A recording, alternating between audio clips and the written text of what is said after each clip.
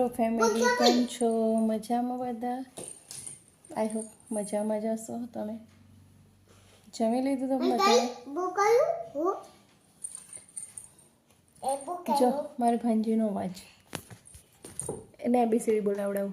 A for apple, B for ball, C for mouse, D for D for wood, D for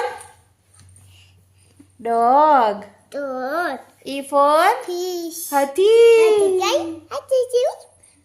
F for fish, G for die, हाँ ऐसा बोलती है, आगे नहीं आता, बस इतना ही आता है.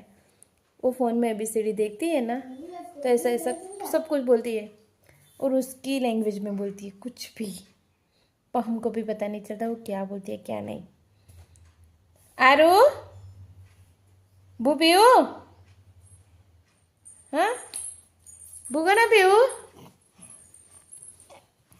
वो आती है पर हम लाते नहीं है उसको सोशल मीडिया पे.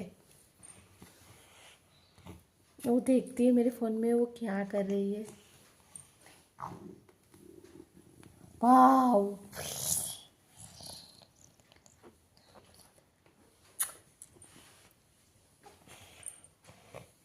apple, B for ball, C for mom, D for two, E for हाथी, I F for fish, apple, G for apple, G for take it.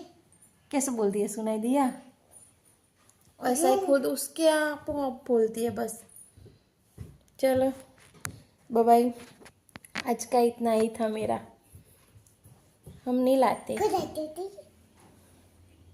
चलो बाय बाय.